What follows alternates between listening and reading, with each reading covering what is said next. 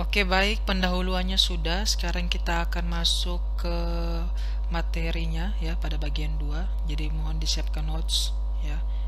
Makan yang cukup supaya bisa memahami materi dengan baik.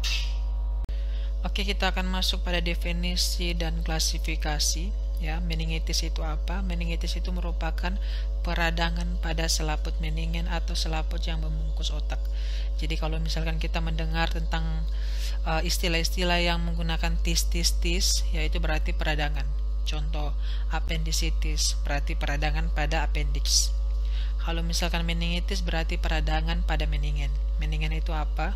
Meningen itu selaput yang membungkus atau melindungi otak. Jadi meningitis ini merupakan peradangan ya, peradangan pada selaput meningen. Nah, meningitis ini dibagi menjadi 5 klasifikasi. Yang pertama meningitis bakteri, virus, jamur, parasit, dan non-infeksi. Jadi gimana cara memahaminya? Cara memahaminya sangat mudah ya. Jadi klasifikasinya ini berdasarkan penyebabnya. Jadi kalau meningitis bakteri disebabkan oleh bakteri, meningitis virus disebabkan oleh infeksi virus, jamur juga demikian, parasit juga demikian. Meningitis non-infeksi ini merupakan meningitis yang disebabkan bukan oleh karena bakteri, virus, jamur, dan juga parasit, tapi ada faktor-faktor lain ya. Yang kita bahas pertama adalah meningitis bakteri. Meningitis bakteri ini merupakan meningitis yang disebabkan oleh infeksi bakteri. Contohnya apa? Kita lihat yang pertama Streptococcus pneumoniae, yaitu bakteri yang sering menyerang saluran pernapasan, sinus, terus rongga hidung, dan dapat menyebabkan pneumococcus meningitis. Yang berikutnya adalah Neisseria meningitidis, yaitu bisa menyebar melalui air liur dan pernapasan ya. Yang berikutnya adalah Haemophilus influenza, ya kita mungkin sudah tahu ya, bisa menyebar dari radang tenggorokan, selulitis, radang sendi, dan seterusnya. Yang berikutnya adalah Listeria monocytogenes. Ini merupakan bakteri bawaan dari makanan.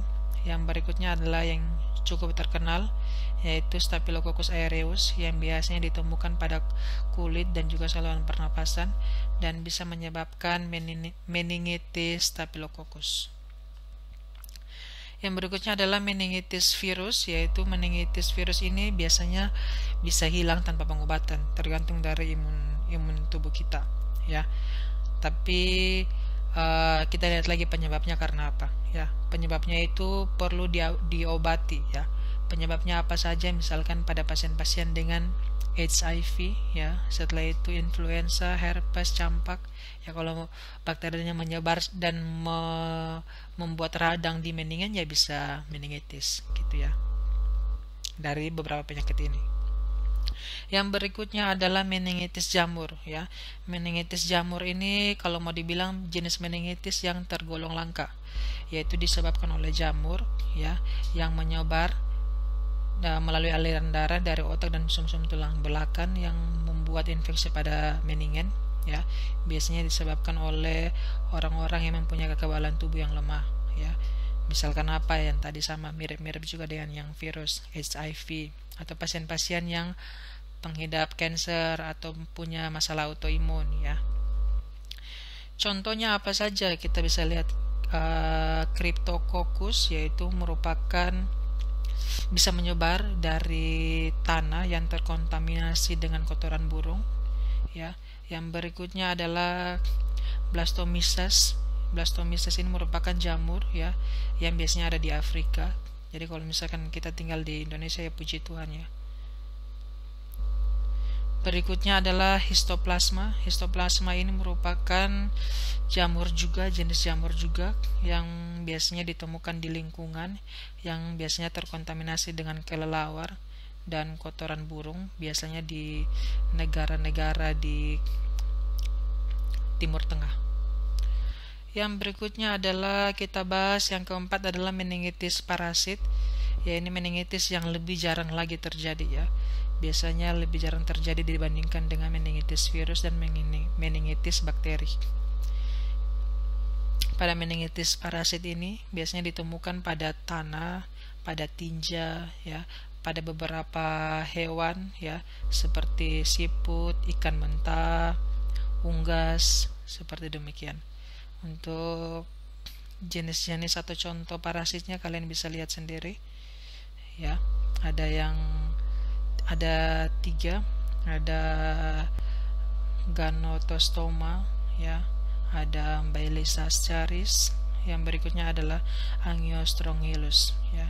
Nanti kalian bisa pelajari lebih lanjut. Yang berikutnya adalah meningitis non infeksi ya, yang meningitis yang disebabkan oleh misalkan cedera kepala, pada operasi pembedahan kepala, pada kanker dan penyakit autoimun.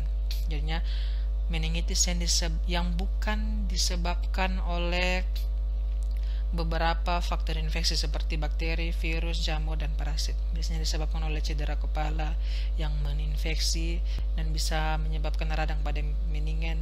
Setelah itu operasi pembedahan kepala ya. Sekarang kita akan bahas mengenai faktor-faktor predisposisi meningitis. Yang pertama adalah infeksi saluran pernapasan atas, ISPA yang lama dan berkelanjutan dan tidak ditangani dengan baik bisa menyebabkan meningitis. Kalau ISPA-nya, virus atau bakterinya menyerang infeksi saluran pernapasan atas, tidak ditangani dengan baik, ya bakteri atau virusnya bisa menyerang, bisa menyebar sampai ke meningen, akhirnya bisa membuat meningitis. Yang berikutnya lagi adalah otitis media. Otitis media ini apa? Merupakan peradangan pada telinga bagian tengah akibat infeksi virus atau bakteri. Yang berikutnya adalah mastoiditis. Ini merupakan infeksi pada tulang mastoid. Tulang mastoid itu merupakan tulang yang terletak di belakang telinga. Yang berikutnya lagi ada HIV. HIV ini merupakan penyakit akibat penurunan kekebalan tubuh. Ya, kalau misalkan kekebalan tubuhnya menurun, ya berisiko infeksi atau virusnya masuk dan menyebar sampai ke meningen dan bisa menyebabkan meningitis.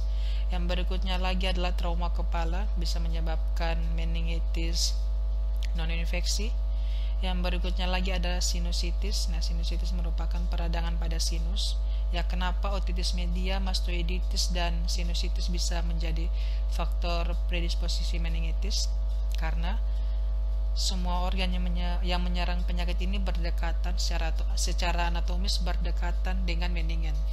Kalau misalnya tidak ditangani dengan baik, dengan tepat, ya dalam jangka waktu yang cukup lama, ya infeksi virus atau bakteri bisa menyerang sampai ke meningen, bisa menyebar sampai ke meningen, yang hasil akhirnya menyebabkan meningitis ya. Nah, orang-orang dengan sistem kekebalan tubuh yang lemah ya berisiko tinggi untuk terjadi meningitis bakteri. Ya, kalau misalkan tidak ada sistem imun yang baik, tentaranya kurang, ya ketika ada ancaman dari luar yang datang, ya bisa berisiko lebih tinggi terkena dampak yang diakibatkan oleh virus atau bakteri yang diderita.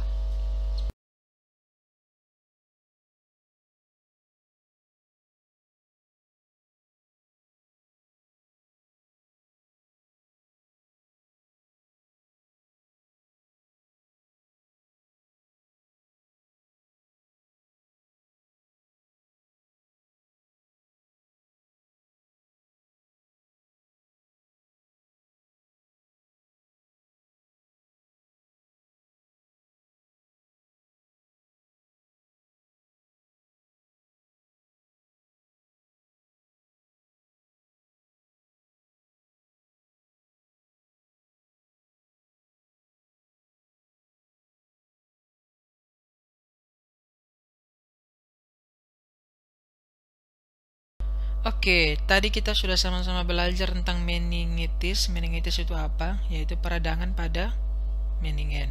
Ya, untuk klasifikasinya ada 5. Yang pertama ada meningitis virus, bakteri, jamur, parasit, dan juga meningitis non-infeksi. Untuk manifestasi klinisnya sangat amat mudah untuk dipahami ya. Manifestasi klinis ada 2. Ada gejala umum dan juga gejala lokal. Gejala umum adalah gejala yang umumnya terjadi, yaitu kaku kuduk, menggigil, dan demam tinggi. Menggigil dan demam tinggi ini terjadi karena sebagai respon dari sistem tubuh untuk menyerang si virus atau bakteri yang coba masuk ke tubuh. Ya, yang coba menyerang beberapa organ. Yang berikutnya adalah sakit kepala dan perubahan tingkat kesadaran. Jadi pasien-pasien dengan meningitis juga bisa menyebabkan penurunan kesadaran. Yang berikutnya kejang, ada mual muntah, penurunan nafsu makan, ya. Kernik dan Babinski-nya positif, irritability, ada opistotonus, ya. Opistotonus ini merupakan gerakan refleks yang tidak bisa dikendalikan. Ada lagi lemas dan kelelahan, ya. Untuk gejala lokalnya tergantung dari si virus atau bakteri ini menyerang ke sistem yang mana. Kalau menyerang sistem pernapasan, ya gejalanya bisa batuk, bisa sesak nafas, ya. Jadi tergantung si virus atau bakteri ini menyerang sistem apa, ya. Jadi untuk gejala umumnya kita ingat lagi, bisa demam, bisa kaku kuduk, sakit kepala, kejang, penurunan kesadaran, mual muntah, lemas, ya. Untuk gejala lokalnya tergantung dari virus atau bakteri ini menyerang sistem yang mana. Oke, tadi kita sudah sama-sama bahas mengenai gejala umum dari meningitis, yaitu ada beberapa gejala, salah satunya adalah Kernik dan Babinski sign-nya positif. Nah, gimana cara melakukan? Pada pasien dengan pasien-pasien yang indikasi meningitis, biasanya bisa kita lakukan pengkajian Kernik dan Babinski sign, ya. Gimana caranya? Yang pertama, Kernik sign, kalian bisa lihat sebelah kiri, ya. Kernik sign positif jika pasien dibaringkan dengan kondisi paha diangkat ke arah fleksi diangkat fleksi ke arah abdomen, namun kaki tidak dapat diekstensikan dengan sempurna, maka ini Kernik sign-nya positif. Jadi ketika diangkat kakinya ke arah abdomen tapi tidak sempurna ekstensi, nah itu artinya Kernik sign-nya positif. Yang berikutnya lagi adalah Babinski sign. Nah, Babinski sign ini gimana caranya? Yang pertama, ya, ada dua cara. Yang pertama, bila leher pasien difleksikan seperti pada gambar di bawah ini, ya, sebelah kanan bawah, maka tampak fleksi juga pada lutut dan pinggul. Jadi ketika kepalanya difleksikan, ya kakinya juga ikut fleksi, ya. Yang kedua, bila dilakukan fleksi pasif artinya yang kita lakukan pada ekstremitas bawah pada salah satu sisi, gerakan yang sama juga terlihat pada ekstremitas yang berlawanan. Jadi kalau misalkan kita lakukan fleksi pasif pada kaki yang kanan, ya kaki kiri juga ikut fleksi. Nah, itu artinya Babinski sign-nya positif, ya. Sudah sangat familiar ini Kernik sign dan Babinski sign untuk pasien-pasien dengan meningitis. Nah, jadi kalian bisa coba nih di asrama, saling coba apakah Kernik dan Babinski sign-nya positif atau tidak, ya. Oke, kita akan lihat lagi untuk beberapa pengkajian. Yang pertama, rigiditas nukal atau kaku leher atau nukal rigidity. Ini merupakan tanda awal dari meningitis juga, ya. Tampak terlihat pada gambar A. Coba teman-teman lihat, ya. Pada gambar A ini terlihat adanya upaya untuk lakukan fleksi pada kepala, namun mengalami kesulitan karena adanya spasme otot-otot pada leher. Biasanya ketika kita lakukan rigidity nukal ini, pasien akan mengalami nyeri, ya. Untuk yang berikutnya adalah epistotonus. Yang berikutnya gambar B. Ini kita lihat sendiri, jenis postur yang abnormal yang disebabkan oleh kejang otot yang kuat sehingga menyebabkan posisi punggungnya seperti melengkung dan membentuk busur, ya. Bisa dilihat pada gambar. Kondisi ini biasanya terjadi pada anak-anak, ya. Tapi tidak menutup kemungkinan juga, ya, orang dewasa juga terjadi, apalagi pada pasien-pasiennya mengalami kejang, ya. Yang C sama D ini merupakan Kernik dan Babinski sign yang sudah kita bahas juga di slide sebelumnya. Oke, kita akan masuk dalam pencegahan meningitis. Pencegahan meningitis dibagi menjadi 3, yaitu pencegahan primer, sekunder, dan juga tersier. Pencegahan primer itu apa? Pencegahan yang dilakukan untuk mencegah timbulnya faktor risiko dengan melaksanakan pola hidup sehat. Misalkan yang pertama dengan meningkatkan personal hygiene seperti mencuci tangan yang bersih, ya, sebelum dan sesudah ke toilet atau makan, ya. Pencegahan primer juga biasanya dilakukan sebelum pasien terkena meningitis, ya, singkatnya demikian. bisa dilakukan dengan cara vaksinasi. Nah, vaksinasinya dilakukan pada bayi ya, biasanya dimulai pada usia 2-6 bulan dengan melakukan vaksin. Yang pertama contohnya Haemophilus influenza type B atau HIP. Yang kedua adalah pneumococcal conjugate vaccine. Ada juga pneumococcal polysaccharide vaccine. Yang berikutnya adalah meningococcal conjugate vaccine atau MCV. Yang berikutnya adalah pencegahan sekunder, yaitu pencegahan yang bertujuan untuk menemukan penyakit sejak awal saat masih tanpa gejala atau asimptomatik dan saat pengobatan awal untuk menghentikan perjalanan penyakit. Jadinya pencegahan primer ini biasanya dilakukan untuk menghentikan perjalanan penyakit setelah sudah tahu di fase awal, ya. Pencegahannya dilakukan dengan apa saja? Misalkan pemeriksaan fisik, pemeriksaan cairan otak, pemeriksaan laboratorium, pemeriksaan ronsen, dan seterusnya. Yang berikutnya lagi adalah pencegahan tersier, yaitu pencegahan yang dilakukan untuk mencegah kerusakan lanjutan akibat komplikasi yang dialami oleh penyakit ini. Biasanya dilakukan fisioterapi dan rehabilitasi jika diperlukan untuk mencegah mengurangi kecacatan fisik ya akibat dari meningitis. Ya, jadi pencegahan primer itu dilakukan sebelum terkena penyakit, pencegahan sekunder dilakukan saat awal atau sudah terkena penyakit. Tujuannya adalah untuk mengurangi komplikasi yang akan terjadi, ya. Yang berikutnya adalah pencegahan tersier, adalah pencegahan yang dilakukan setelah pasien terkena penyakit dan tujuannya adalah untuk mencegah terjadinya komplikasi berkelanjutan, ya. Biasanya setelah post meningitis. Kita akan masuk pada latihan yang kedua, yaitu ada nomor 3 dan juga nomor 4. Silakan dikerjakan, ya. Nanti hasil akhirnya kita akan sama-sama lihat di akhir video, ya.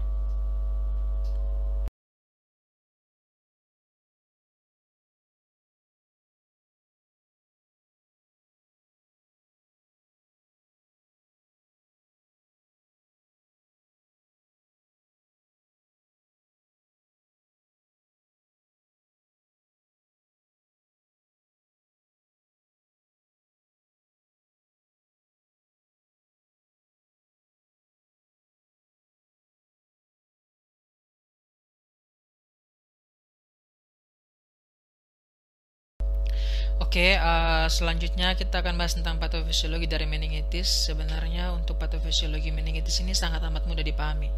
Jadi awalnya perjalanan penyakitnya seperti demikian.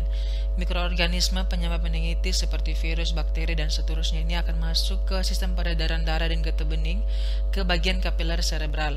Kemudian patogen ini akan masuk ke sirkulasi serebral dan kemudian sampai ke subarachnoid, kemudian sampai ke meningen.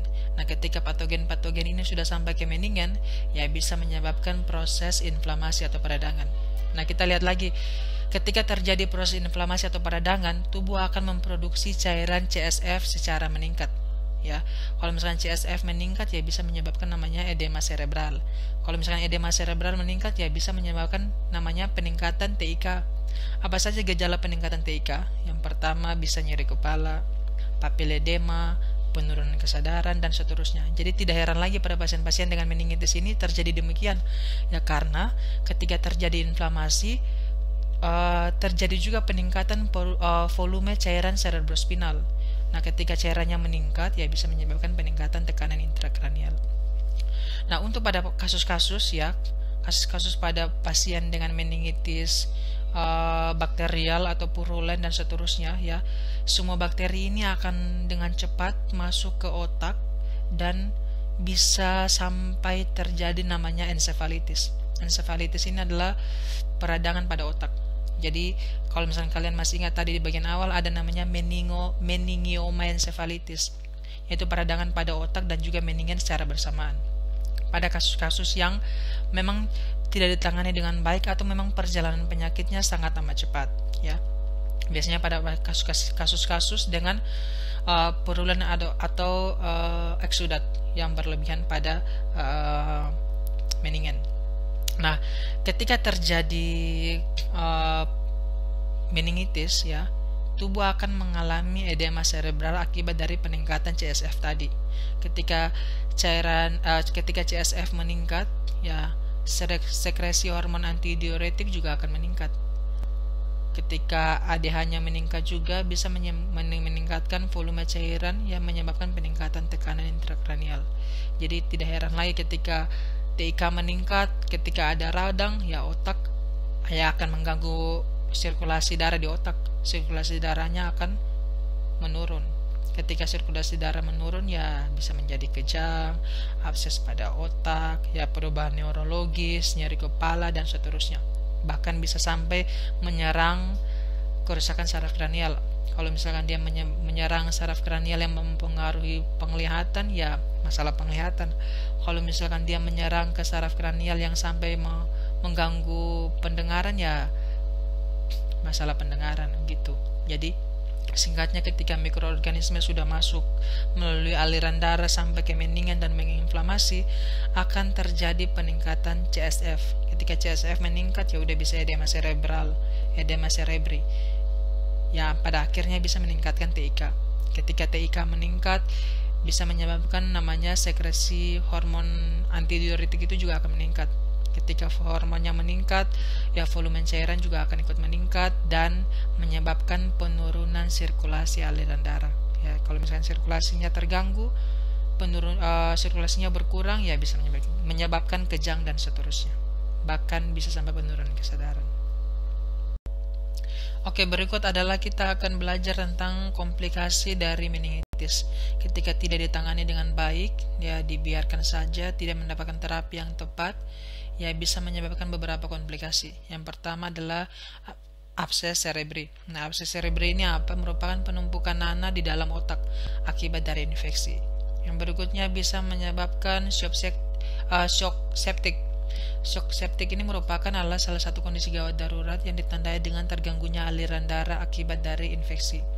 Tanda dan gejalanya apa saja? Bisa hipotensi, takikardi, bahkan sampai penurunan kesadaran. Yang berikutnya adalah ventriculitis. Nah, kita sudah belajar di awal, ya kalau misalkan ada yang istilah yang berhubungan dengan tis, artinya peradangan. Kalau ventriculitis artinya peradangan pada ventrikel di otak. Ya.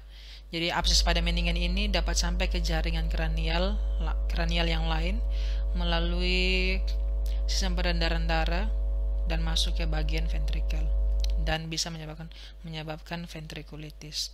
Yang berikutnya adalah hidrosefalus. Tadi kita sudah lihat lagi salah satu respon dari peradangan, ya bisa menyebabkan peningkatan cairan cerebrospinal.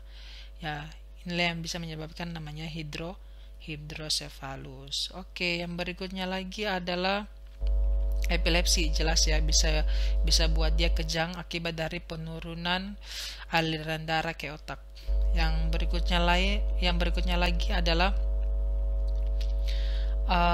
multiple organ failure, ya kegagalan fungsi organ lainnya. Karena apa? Karena tidak ditangani dengan baik.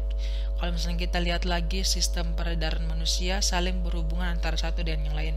Ketika kita tidak menangani meningitisnya dengan tepat, dengan baik, dengan terapi yang tepat, ya bisa mengganggu sistem peredaran darah yang lain.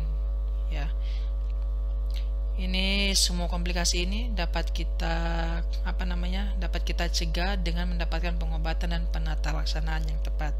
Jadi ketika kita sudah lihat ada pasien demikian yang mengalami gejala mengarah ke meningitis, tanda dan gejala ke sana, ya segera kita lakukan pengobatan ya dengan tepat supaya meminimalisir terjadinya beberapa komplikasi akibat dari penanganan meningitis yang kurang tepat.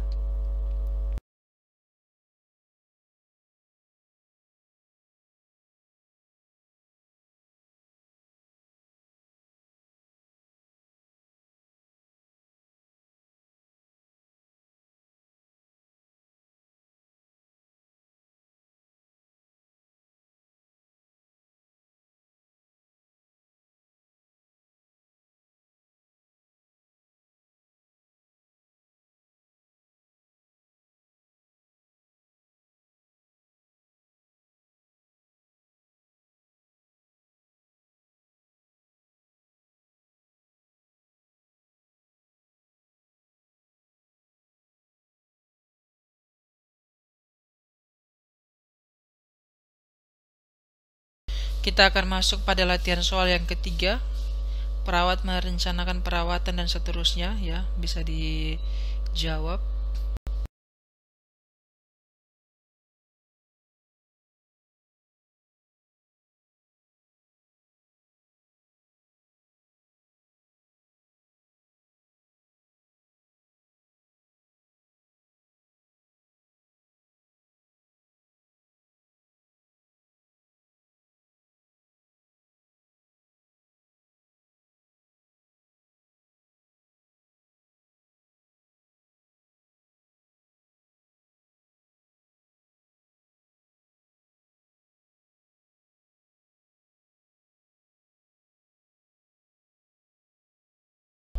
Untuk manajemen pengobatan pada pasien-pasien meningitis, yang pertama tujuan terapinya adalah untuk menghilangkan infeksi dengan menurunkan tanda dan gejala. Yang kedua adalah untuk mencegah kerusakan neurologis lanjutan seperti kejang, penurunan kesadaran, dan kematian.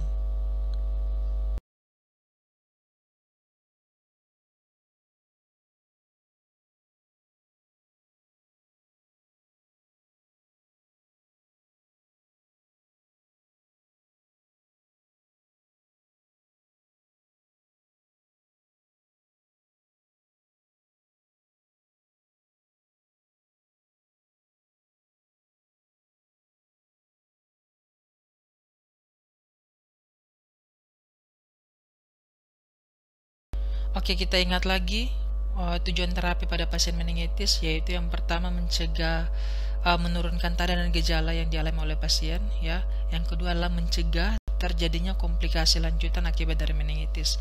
Nah, apa yang kita lakukan sebagai perawat? Yang pertama, monitoring tanda-tanda vital, ya. Tanda-tanda vital itu apa saja? Tekanan darah, nadi, pernapasan, suhu, saturasi oksigen, pengkajian nyeri, dan seterusnya.